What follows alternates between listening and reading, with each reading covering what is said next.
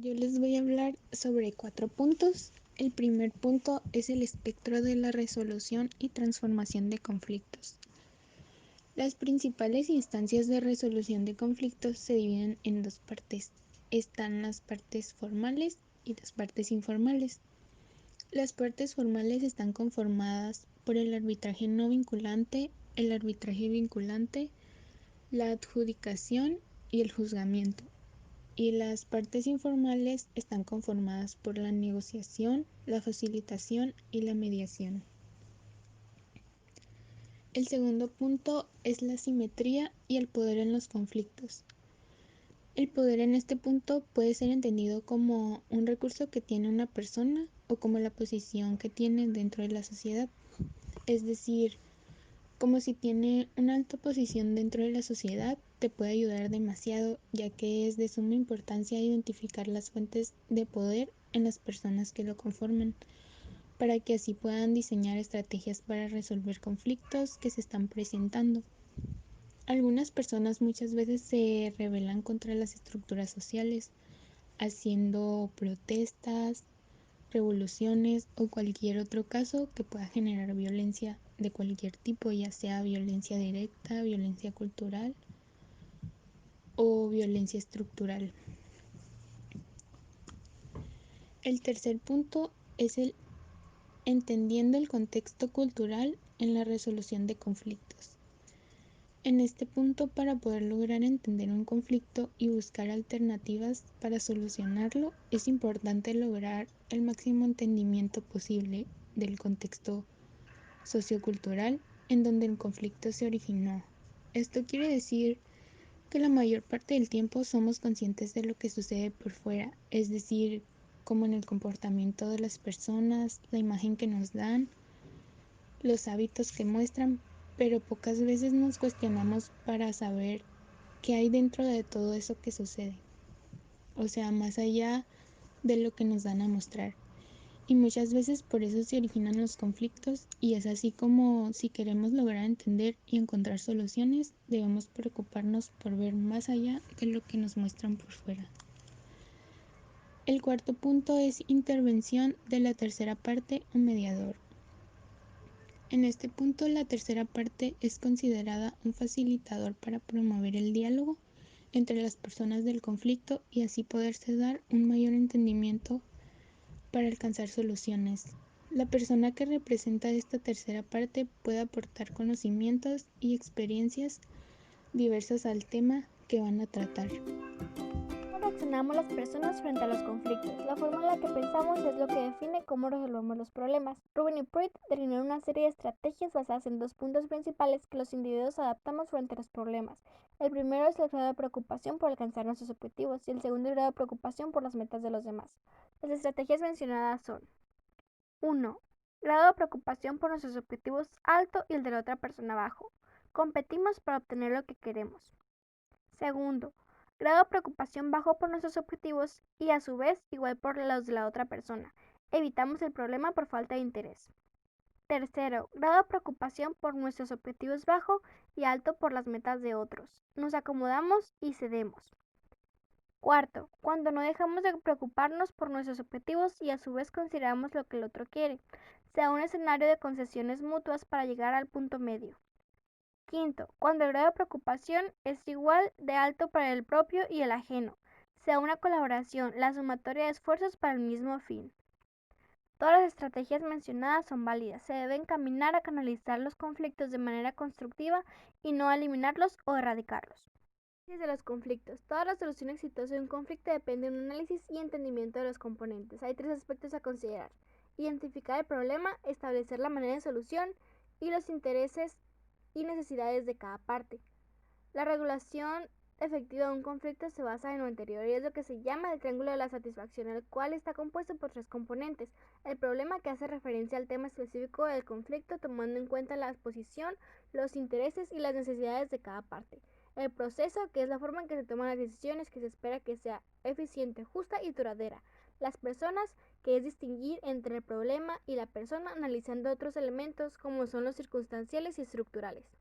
Historia del conflicto. Los conflictos tienen diversas etapas y la forma en que se maneja define su ciclo de vida, usando una imagen para ejemplificar alguno de los ciclos de vida de diversos conflictos, donde la leña es el asunto, los cerillos es el detonante o cualquier elemento que dispara el conflicto. La intensidad del conflicto se define con la fogata, y todo depende de cómo se trate, que es lo que define si éste continuará o se extinguirá.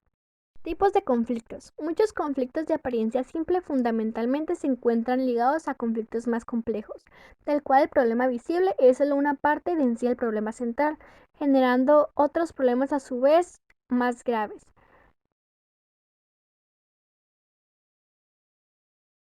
Bueno, yo, su compañera Belén Aguilar, les voy a hablar sobre los tipos de mediadores. Primero que nada, debemos de saber que existen varios tipos de mediadores, los cuales responden a las prácticas sociales y culturales. Están los mediadores familiares, los cuales son, por ejemplo, los abogados, los psicólogos, los asistentes sociales, los profesores, etcétera, que han estudiado los modelos y técnicas de los procesos de mediación. Después están los mediadores privados que están habilitados legalmente para prestar servicios de mediación. Después están los mediadores de las redes sociales, que usualmente se basan en modelos no occidentales. Ahora, ¿cuáles son los estilos usados por los mediadores? Bueno, los estilos dependerán del tipo de mediación que se lleve a cabo, ya que hay diferentes tipos de mediación. Yo voy a explicar los directivos y los no directivos. Los directivos se basan en buscar y definir las necesidades de las partes. Realizan juicios de valor y asumen causas a los conflictos. No aplica la ética de imparcialidad y neutralidad. Y los no directivos empodera a las partes y no juzga las ideas. Aseguran un balance de poder entre las partes, lo cual se basa en las partes de la mediación. El rol de mediador o tercera parte. Un mediador puede ser interno o externo a una organización. El rol del mediador es ayudar a las partes. Comparte la manera en cómo percibe un conflicto, se comunica y escucha activamente al otro. Los roles de las terceras partes en un conflicto son el convocador, el mediador y el observador. El convocador es el encargado de crear el espacio y condiciones para que las partes dialoguen. El mediador facilita el proceso entre dos o más partes con el fin de que lleguen a un acuerdo. Y el observador es el que consiste en participar con un proceso garante de la voluntad política en cuanto a compromisos asumidos. Hablaremos sobre la mediación, que es más que nada la interacción de las partes de un acto voluntario, lo que significa que ambas partes deciden participar o no participar en este proceso. Pueden ponerle fin en cualquier momento y no están obligadas a llegar a un acuerdo. Esta se basa en el principio de confidencialidad, por lo que ni el mediador ni las partes pueden revelar lo ocurrido en las sesiones a no ser que cuenten con la autorización de los otros. Se caracteriza también por ser un proceso informal y flexible. El acuerdo o producto de la mediación parte de los propios interesados, lo que constituye una garantía de que los intereses de las partes van a quedar salvaguardadas. Dentro de estos contextos hablaremos sobre el papel del mediador transformativo, que debe asegurarse de que las partes siempre busquen un sentido de su propio valor y su capacidad para hacer frente de manera constructiva y eficaz los retos y los problemas que se enfrentan en la vida, siempre asegurando una comunicación constructiva durante el proceso de mediación. Esto se refiere a que tienen que aprender a escuchar, a formular preguntas abiertas, haciendo uso de las metáforas para asegurar un mejor entendimiento de lo que se plantea. Ayuda a que las partes se involucren en la resolución de problemas para que puedan proporcionar sus puntos de vista, discutir sus puntos de vista sobre lo que se está planteando. ya sea de los problemas, busca la solución para resolver los problemas, elegir las mejores soluciones que permitan un resultado de ganar y ganar de ambas partes, gestionar eficazmente las emociones, ayuda a las partes a proceder de una manera que se proteja su relación a un futuro y también reflexionar sobre su propio rol como mediador durante el proceso.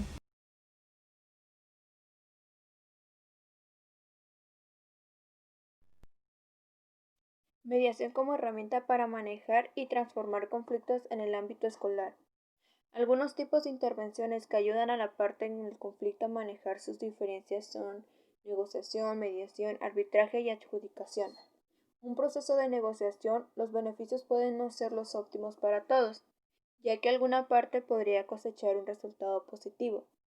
El proceso de arbitraje, que a menudo se lleva a cabo por una tercera persona o un grupo, una de las partes pierde mientras que la otra gana. La adjudicación también remueve el control de las partes sobre el resultado del proceso, ya que es un juez el que decide el resultado, creando así un modelo de ganadores y perdedores. El proceso de mediación ofrece un resultado satisfactorio a ambas partes. Es la técnica de resolución del conflicto preferido, ya que con la intervención de una tercera parte neutral permite a las personas hablar sobre sus problemas. La mediación, su importancia y eficiencia. La mediación es el proceso de deliberación voluntario que es estructurado y facilitado por una tercera persona. Ayuda a las partes a lograr un mayor entendimiento de cómo se perciben los conflictos, las causas subyacentes y entender la visión del otro mientras se desarrolla una perspectiva colaborativa sobre la manera de resolverlos. El mediador necesita ser competente para entender los objetivos, creencias y percepciones de las partes para poder asistirlas durante la mediación, a la vez que ayudarlas en examinar sus problemas, comunicarse constructivamente, entre otros. Dentro del campo de la mediación se practican al menos 5 modelos. El modelo facilitador, narrativo, transformativo, estructurado y educativo. También hay tipos de mediación: mediación de pares, familiares, organizacionales y comunitaria. Tipos de conflicto que se pueden mediar y los que no son sujetos a mediación. Bueno, no todos los conflictos pueden ser mediados, pues algunas caen dentro del ámbito de la administración de justicia formal. Entre estos podemos encontrar los conflictos que implican violencia física y actos criminales, como son la violación, los asaltos, entre otros, ¿no? De igual forma, algunos conflictos basados en los valores o temas concernientes a la identidad de las personas, su género, raza, religión, no pueden ser mediados satisfactoriamente, pues sus causas subyacentes se encuentran muy enraizadas en la sociedad. Para poder resolver sosteniblemente se requiere de intervenciones a largo plazo y de voluntad. Bueno, mi nombre es Pedro Medina y yo voy a hablar sobre los siguientes 4 puntos, empezando con la práctica reflexiva. La práctica reflexiva es un examen personal que nos ayuda a evaluar nuestros sentimientos, pensamientos y acciones para poder utilizarlos para nuestro propio desarrollo y para ayudar a otros a desarrollarse. Este proceso nos permite concentrarnos en nuestros sentimientos, puntos de vista y percepciones, así como la de los demás, para desarrollar empatía. El desarrollo de la empatía nos puede permitir ver más allá de nuestras propias acciones y sentimientos y motivaciones, imaginar lo que otros podrían estar sintiendo y cómo sus puntos de vista y opiniones pueden ser diferentes. Estos factores influyen directamente en el proceso o la situación en la que nos encontramos. En este sentido, y en relación con el diagrama de Gibbs que van a ver a continuación, explica cómo la práctica reflexiva evoluciona a través del circuito que están viendo en pantalla. El siguiente punto son los consejos para una comunicación efectiva y para fortalecer las destrezas de facilitación. Para la comunicación efectiva es imprescindible escuchar activamente, concentrarse y usar sus otros sentidos, no solo oír las palabras habladas. Escuchar no es lo mismo que oír, ya que escuchar implica usar más que los oídos. Una persona que escucha activamente escucha lo que se dice, como también lo que no se dice, o lo que no se dice por completo. Escuchar activamente implica estar alerta al lenguaje corporal y a las inconsciencias entre los mensajes verbales y no verbales. Por ejemplo, si alguien dice que está feliz con su novio o novia, pero empieza a llorar, o dice que quiere la paz, pero está formando puños con sus manos, se debe entender cómo estas comunicaciones verbales y no verbales están relacionadas. Estos consejos le pueden ayudar a escuchar activamente con el fin de lograr una comunicación efectiva. No hable o interrumpa, no se haga cargo de la conversación de la otra persona y no complete las ideas de la otra persona. Espera a que la persona termine y haga preguntas, si es necesario, para aclarar o parafrasear lo que ha oído para asegurarse de que usted y el orador entiendan la misma cosa. Prepárese para escuchar, relajándose y enfocándose en lo que dice la persona que está hablando. Ayude a la persona para que pueda hablar libremente, inclinando la cabeza o usando otros gestos para animarla a continuar, manteniendo siempre el contacto visual para demostrar su interés en el mensaje. Intente escuchar las ideas y no solo las palabras. Es importante entender el cuadro completo y no solo los pedazos aislados. Quizás uno de los aspectos más difíciles cuando uno quiere escuchar activamente es unir los pedazos de información que se oyen para revelar las ideas más amplias detrás de la información compartida por la otra persona. Espere y esté atento o atenta a la comunicación no verbal. Todos los gestos, las expresiones faciales y los movimientos de los ojos pueden ser importantes, por lo tanto, no escuche solo con los oídos, sino también con los ojos. Sea consciente de las emociones de la otra persona. Considere el efecto emocional de lo que está diciendo y comuníquese dentro de las normas de comportamientos aceptables para la otra persona. Sea comprensivo o comprensiva cuando la otra persona habla de sus desgracias. A continuación les voy a dar algunos consejos relacionados con la comunicación efectiva y las habilidades de facilitación que el mediador transformativo necesita para adquirir y aplicar durante el proceso de mediación. En el siguiente punto voy a hablar sobre los aspectos que facilitan las sesiones de mediación. Como ya hemos visto, existen diferentes técnicas para ayudar al mediador a llevar a cabo un proceso de mediación efectiva y exitosa. Estas incluyen, entre otras, la síntesis, el uso de metáforas, la reformulación y el parafraseo. Las estrategias para manejar un diálogo, por ejemplo, la observación, la clarificación o la visualización. Las estrategias para consecución de acuerdos a través de lluvias de ideas, la creación de escenarios posibles, la visualización de diferentes soluciones posibles, el análisis de fortalezas, oportunidades, debilidades y amenazas de cada alternativa solucionada. Las estrategias de cierre que incluyen la sistematización, el reconocimiento, el empoderamiento y la evaluación del proceso. El punto es la fase de evaluación y cierre. Durante esta fase, el mediador o mediadora deberá solicitar a las partes sus comentarios relativos qué funcionó y qué no funcionó durante el proceso, sistematizar el proceso, los acuerdos alcanzados y apoyar la implementación de lo acordado, reflexionar sobre su rol identificando las fortalezas y habilidades a ser corregidas a futuro. Esto es a lo que llamamos práctica reflexiva.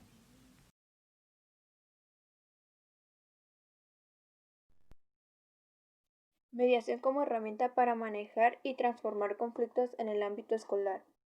Algunos tipos de intervenciones que ayudan a la parte en el conflicto a manejar sus diferencias son negociación, mediación, arbitraje y adjudicación.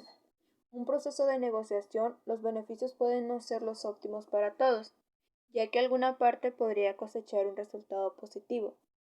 El proceso de arbitraje, que a menudo se lleva a cabo por una tercera persona o un grupo, una de las partes pierde mientras que la otra gana.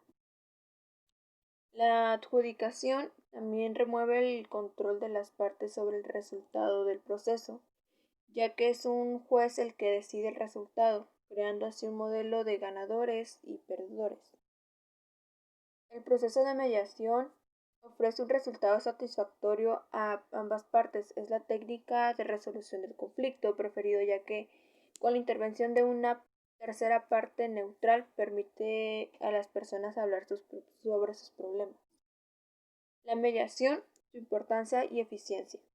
La mediación es el proceso de deliberación voluntario que es estructurado y facilitado por una tercera persona.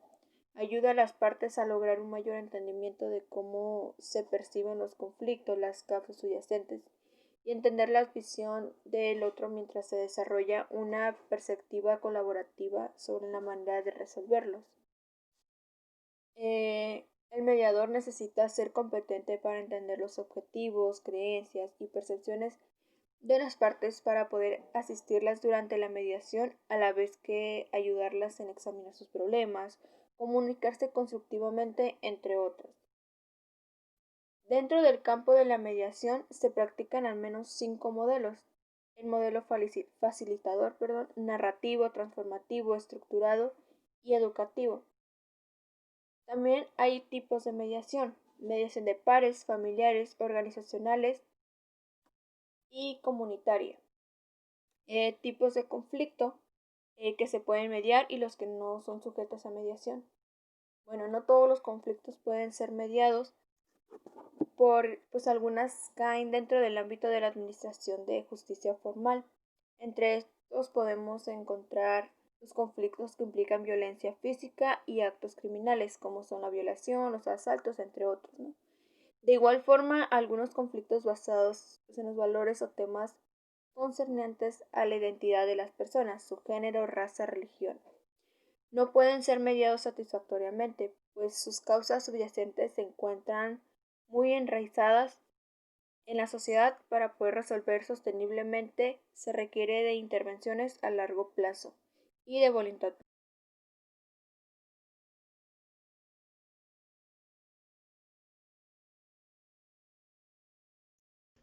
Hola, muy buenas tardes. Mi nombre es José Rolando Camacho Rousseau y hoy les vengo a dar un breve resumen, sobre el tema en cuestión que acabamos de ver en este video. Pues a nosotros nos tocó el tema de la resolución de los conflictos y para ello tenemos que entender obviamente qué es un conflicto. Un conflicto no simplemente es la discusión entre dos o más personas. Puede ser un conflicto interno y para ello hay distintos factores, como ya sea el sector económico, social, el entorno donde se desarrolla el individuo, infinidad de factores, diversos factores.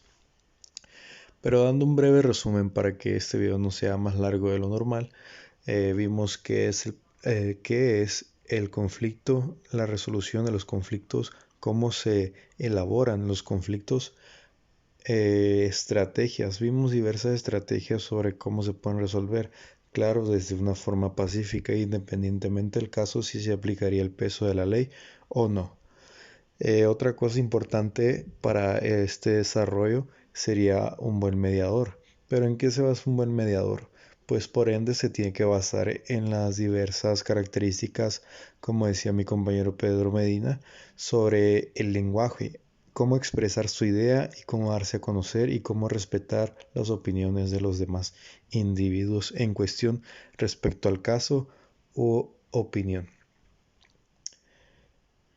Y recapitulando un breve momento sobre la resolución de los problemas, mi equipo y yo nos basamos en la teoría de Piaget del desarrollo humano, tomando en el ejemplo de un bebé que al parecer es un ser desvalido, pero dispone de una serie de capacidades para actualizar, recibir información y para expresar sus estados.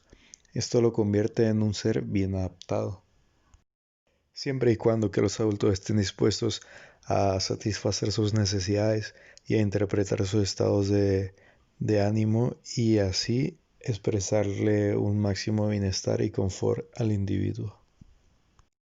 Después del nacimiento el bebé comienza a elaborar una serie de conductas que le permiten actuar sobre su mundo y descubrir las propiedades de las cosas. En solo 1 año y medio, el bebé consigue construir conceptos prácticos como el espacio, tiempo y causalidad.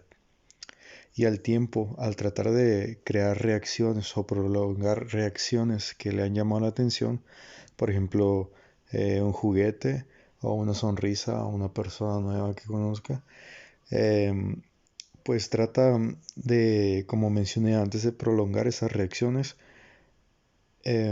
pues haciendo lo anterior, pero todo esto no son los medios adecuados para alcanzar sus objetivos, pues por ende el infante no ha desarrollado completamente los medios adecuados que son el habla, y es por ello que con este ejemplo acabamos de dar pues un breve resumen sobre lo que acabamos de ver en este video.